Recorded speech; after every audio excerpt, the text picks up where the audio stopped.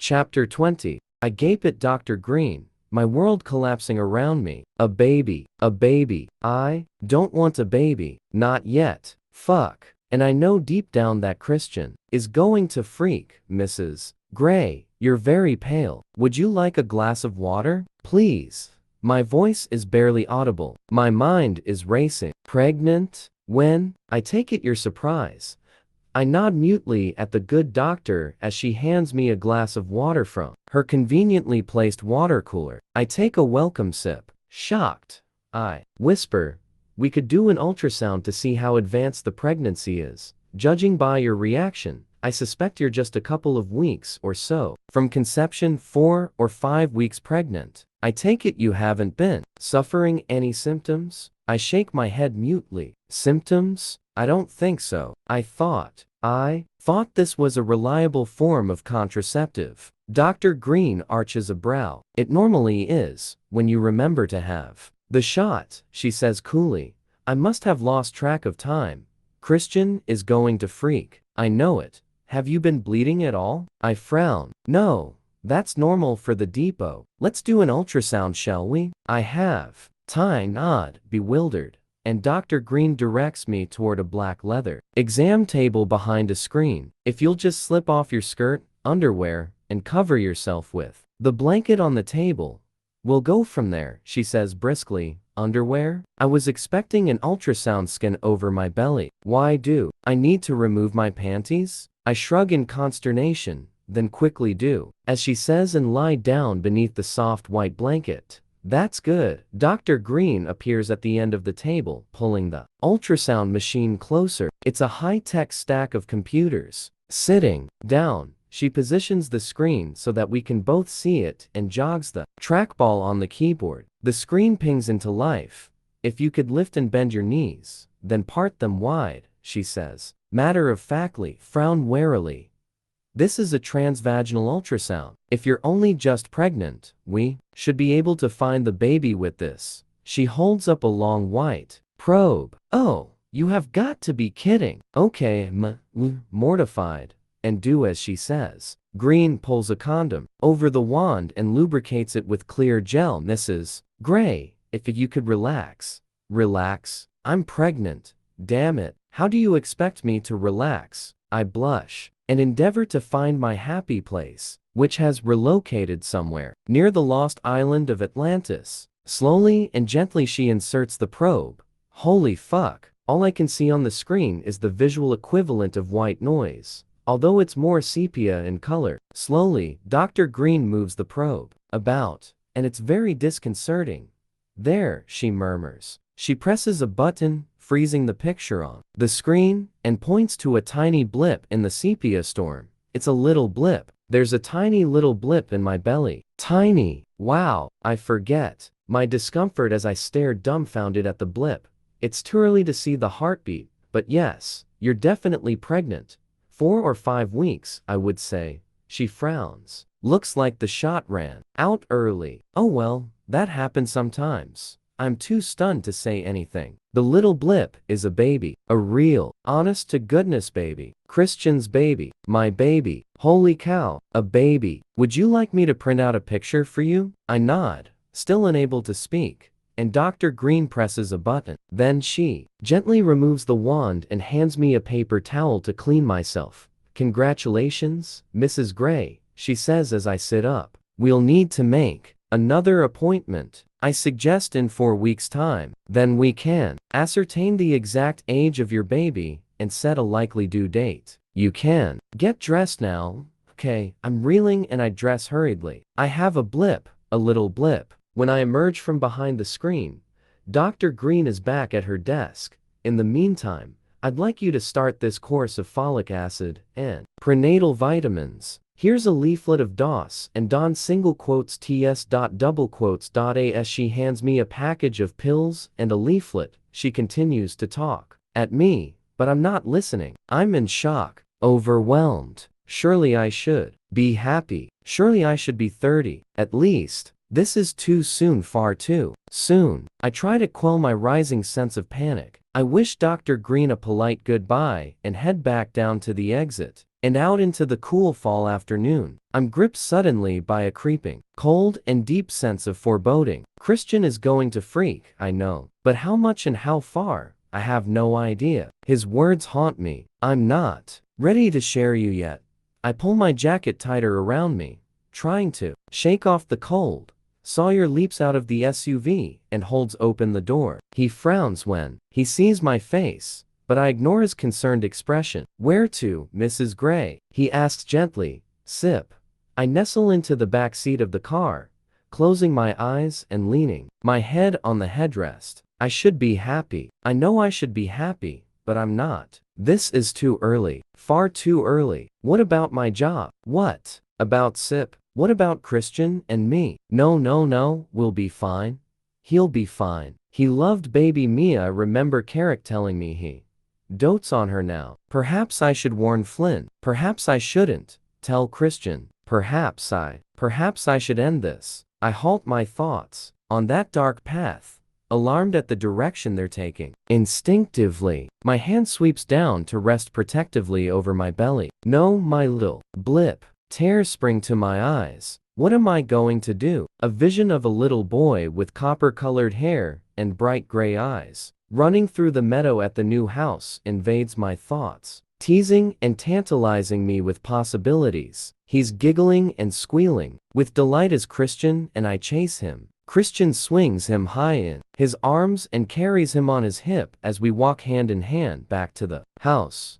My vision morphs into Christian turning away from me in disgust. I'm fat and awkward, heavy with child. He paces the long hall of mirrors, away from me, the sound of his footsteps echoing off the silvered glass, walls and floor. Christian. I jerk awake. No, he's going to freak out. When Sawyer pulls up outside Sip, I leap out and head into the Bill, great to see you. How's your dad? Hannah asks as soon as I reach my office. I regard her coolly. He's better, thank you. Can I see you in my office? Sure. She looks surprised as she follows me in. Is everything okay? I need to know if you've moved or canceled any appointments with Dr. Greene. Dr. Greene? Yes, I have. About 2 or 3 of them. Mostly because you were in other meetings or running late. Why? Because now I'm fucking pregnant. I scream at her in my head. I take a deep, steadying breath. If you move any appointments, will you make sure I know? I don't always check my calendar. Sure, Hannah says quietly. I'm sorry. Have I done something wrong? I shake my head and sigh loudly. Can you make me some tea? Then, let's discuss what's been happening while I've been away. Sure, I'll jump to it. Brightening, she heads out of the office. I gaze after her departing figure. You see that woman? I talk quietly to the blip. She might be the reason you're here. I pat my belly then, feel like a complete idiot, because I am talking to the blip. My tiny little blip. I shake my head, exasperated at myself and at Hannah. Though, deep down, no, can't really blame Hannah. Despondently I switch on my computer. There's an email from Christian. From Christian Gray. Subject: missing you. Date: September 13th, 2011. 13:58.to. Anastasia Gray. Mrs. Gray, I've been back in the office for only 3 hours, and I'm missing you already. Hope Ray has settled into his new room okay. Mom is going to see him this afternoon and check up on him. I'll collect you around 6 this evening, and we can go and see him before heading home. Sound good? Your loving husband, Christian Gray, CEO, Gray Enterprises Holdings, Inc. I type a quick response. From Anastasia Gray. Subject: missing you. Date: September 13th, 2011. 14:10.to. Christian Gray. Sure, X. Anastasia Gray. Editor: Sip. From Christian Gray. Subject: missing you. Date: September 13th, 2011. 14:14. To Anastasia Gray. Are you okay? Christian Gray, CEO, Gray Enterprises Holdings, Inc. No. Christian: not. I'm freaking out about you freaking out. I don't know what to do, but I am not going to tell you via email. From Anastasia Gray. Subject: missing you. Date: September 13, 2011 14:17.to. Christian Gray. Fine. Just busy. See you at 6. X. Anastasia Gray. Editor, SIP. When will I tell him? Tonight? Maybe after sex? Maybe during sex. No, that might be dangerous for both of us. When he's asleep. I put my head in my hands. What the hell am I going to do? Hi, Christian says warily as I climb into the SUV. Hi, I murmur. What's wrong? He frowns. I shake my head as Taylor sets off toward the hospital. Nothing, me now. I could tell him now when we're in a contained space and Taylor is with us. Is work all right? Christian continues to probe. Yes, fine, thanks. Anna, what's wrong? His tone is a little more forceful, and I chicken out. I've just missed you. That's all. And I've been worried about Ray. Christian visibly relaxes. Ray's good. I spoke to Mom this afternoon, and she's impressed with his progress. Christian grasps my hand. Boy, your hand is cold. Have you eaten today? I blush. Anna. Christian scolds me, annoyed. Well, I haven't eaten because I know you're going to go batshit crazy when I tell you I'm pregnant. I'll eat this evening. I haven't really had time. He shakes his head in frustration. Okay, I want you to come with me. I swallow. Christian, please. I have my job. Let's not rehash this argument again.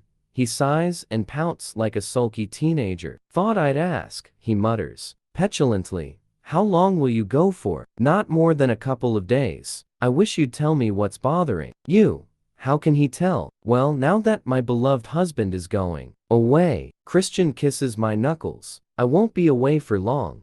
Good. I smile weakly at him. Ray is much brighter and a lot less grumpy when we see him. I'm touched by his quiet gratitude to Christian, and for a moment I forget about my impending news as I sit and listen to them talk fishing and the mariners. But he tires easily. Daddy, we'll leave you to sleep. Thanks, Anna honey. I like that you dropped by. Saw your mom today, too. Christian. She was very reassuring. And she's a Mariners fan. She's not crazy about fishing though. Christian says wryly as he rises. Don't know many women who are, eh? Ray grins. I'll see you tomorrow, okay? I kiss him. My subconscious purses her lips. That's provided Christian hasn't locked you away. Or worse. My spirits take a nosedive. Come. Christian holds out his hand, frowning at me. I take it and we leave the hospital. I pick at my food. It's Mrs. Jones's chicken chasseur, but I'm just not hungry. My stomach is knotted in a tight ball of anxiety. Damn it. Anna, will you tell me what's wrong? Christian pushes his empty plate away, irritated. I gaze at him. Please, you're driving me crazy. I swallow and try to subdue the panic rising in my throat. I take a deep, steadying breath. It's now or never. I'm pregnant. He stills, and very slowly all the color drains from his face. What? He whispers, Asha, I'm pregnant. His brow furrows with incomprehension. How? How? What sort of ridiculous question is that? I blush and give him a quizzical how do you think look. His stance changes immediately, his eyes hardening to flint. Your shot? He snarls. Oh shit.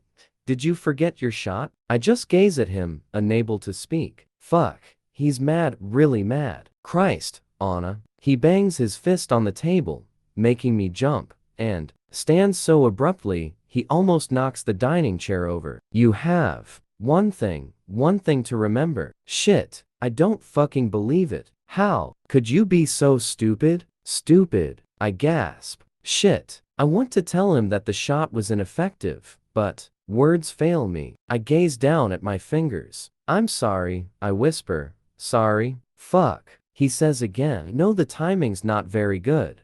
Not very good. He shouts. We've known each other 5 fucking minutes. I wanted to show you the fucking world and now, fuck.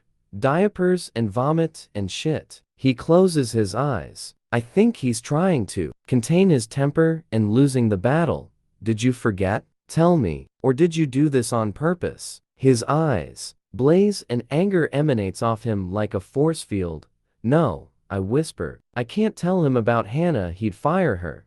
I thought we'd agreed on this. He shouts. I know. We had. I'm sorry. He ignores me. This is why I like control. So shit like this doesn't come along and fuck everything up. Double quotes. No. Little blip. Christian, please don't shout at me. Tear start to slip down my face. Don't start with waterworks now, he snaps. Fuck. He runs a hand through his hair, pulling at it as he does. You think I'm ready to be a father? His voice catches, and it's a mixture of rage and panic. And it all becomes clear, the fear and loathing writ large in his eyes. His rage is that of a powerless adolescent. Oh, 50, I am so sorry. It's a shock for me too. I know neither one of us is ready for this.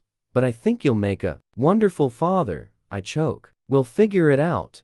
How the fuck do you know? He shouts, louder this time. Tell me, how? His eyes burn as so many emotions cross his face. It's fear that's most prominent. Oh, fuck this. Christian bellows dismissively and holds his hands up. In a gesture of defeat, he turns on his heel and stalks toward the foyer, grabbing his jacket as he leaves the great room. His footsteps echo off the wooden floor, and he disappears through the double doors into the foyer, slamming the door behind him and making me jump once more. I am alone with the silence, the still, silent emptiness of the great room. I shudder involuntarily as I gaze numbly at the closed doors. He's walked out on me. Shit. His reaction is far worse than I could ever have imagined. I push my plate away and fold my arms on the table, letting my head sink into them while I weep.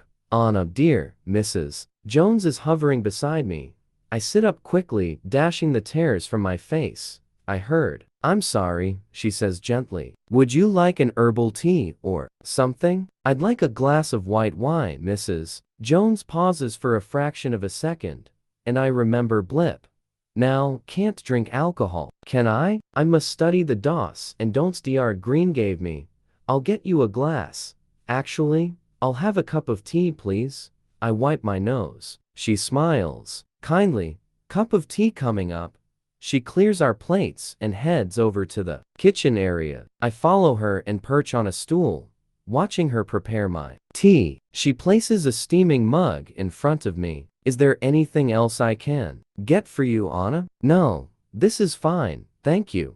Are you sure? You didn't eat much. I gaze up at her. I'm just not hungry, Anna. You should eat. It's not just you anymore. Please let me fix you something. What would you like? She looks so hopefully at me. But, really, I can't face anything. My husband has just walked out on me because I'm pregnant. My father has been in a major car accident. And there's Jack Hyde, the nutcase, trying to make out that I sexually harassed him. I suddenly have an uncontrollable urge to giggle. See what you've done to me, little blip. I caress my belly. Mrs. Jones smiles indulgently at me. Do you know how far along you are? She asks softly. Very newly pregnant. 4 or 5 weeks. The doctor isn't sure. If you won't eat, then at least you should rest. I nod, and taking my tea, I head into the library. It's my refuge. I dig my BlackBerry out of my purse and contemplate calling Christian. I know it's a shock for him, but he really did overreact. When does he not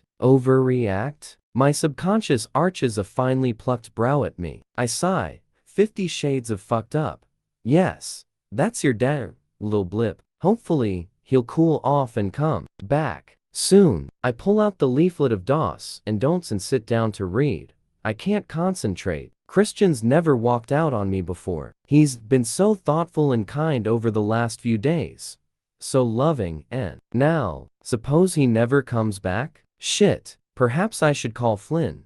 I don't know what to do. I'm at a loss. He's so fragile in so many ways. And I knew he'd react badly to the news. He was so sweet this weekend. All those circumstances way beyond his control, yet he managed fine. But this news was too much. Ever since I met, my life has been complicated. Is it him? Is it the two of us together? Suppose he doesn't get past this? Suppose he wants a divorce? Bile rises in my throat. No, mustn't think this way. He'll be back. He will, I know he will, I know, regardless of the shouting and his harsh words, that he loves me, yes, and he'll love you too, oh blip.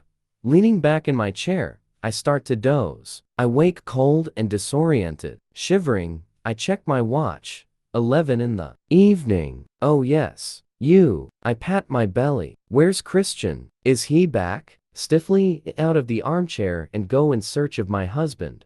5 minutes later, I realize he's not home. I hope nothing's happened to him. Memories of the long wait when Charlie Tango went missing. Flood back. No. Stop thinking like this. He's probably gone to. Where? Who? Would he go and see? Elliot? Or maybe he's with Flint. I hope so. I find my BlackBerry back in the library, and I text him. Where are you? I head into the bathroom and run myself a bath. I am so cold. He still hasn't returned when I climb out of the bath. I change into one of my 1930s style satin nightdresses and my robe, and head to the great room. On the way, I pop into the spare bedroom. Perhaps this could be little Blip's room. I am startled by the thought and stand in the doorway, contemplating this reality. Will we paint it blue or pink? The sweet thought is soured by the fact that my errant husband is so pissed at the idea. Grabbing the duvet from the spare bed, I head into the great room. To keep vigil, something wakes me. A sound. Shit. It's Christian in the foyer. I hear the table scrape across the floor. Again. Shit. He repeats, more muffled this time. I scramble up in time to see him stagger through the double doors. He's drunk. My scalp prickles. Shit. Christian drunk? I know how much he hates drunks. I leap up and run toward him. Christian, are you okay? He leans against the jamb of the foyer doors. Mrs. Gray, he slurs. Crap. He's very drunk. I don't know what to do. Oh, you look mighty fine, Anastasia.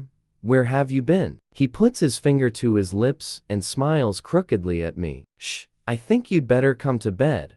With you. He snickers, snickering, frowning. I gently put my arm around his waist because he can hardly stand, let alone walk. Where has he been? How did he get home? Let me help you to bed. Lean on me. You are very beautiful, Anna. He leans on me and sniffs my hair, almost knocking both of us over.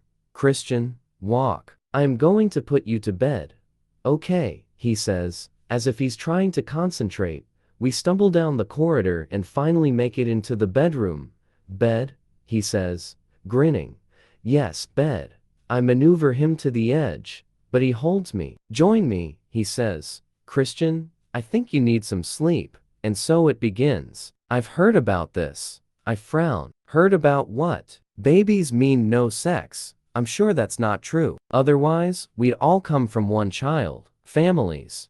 He gazes down at me. You're funny. You're drunk. Yes. He smiles.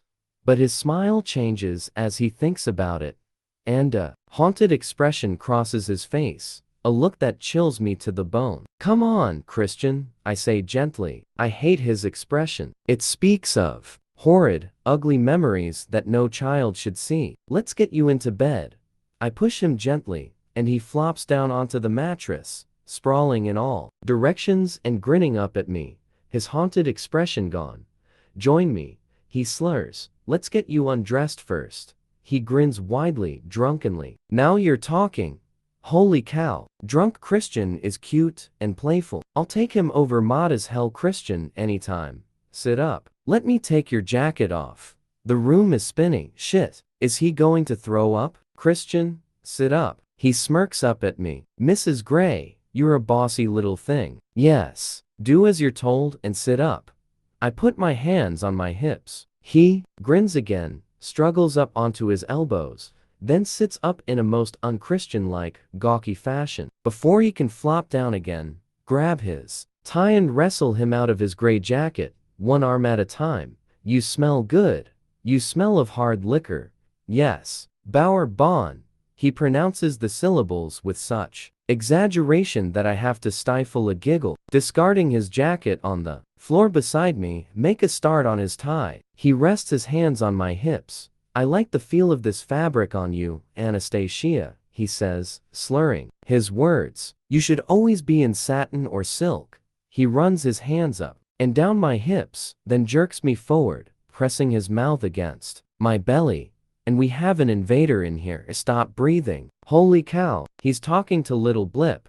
You're going to keep me awake, aren't you? He says to my belly. Oh my. Christian looks up at me through his long dark lashes, gray, eyes blurred and cloudy. My heart constricts. You'll choose him over me, he says sadly. Christian, you don't know what you're talking about. Don't be ridiculous. I am not choosing anyone over anyone. And he might be a she. He frowns. A she? Oh God. He flops back down on the bed and covers his eyes with his arm. I have managed to loosen his tie. I undo one shoelace and yank off his shoe and sock, then the other. When I stand, I see why I've met no resistance. Christian has passed out completely. He's sound asleep and snoring softly. I stare at him. He's so goddamned beautiful, even drunk and snoring, his sculptured lips parted, one arm above his head, ruffling his messy hair, his face relaxed. He looks young, but then he is young. My young, stressed out,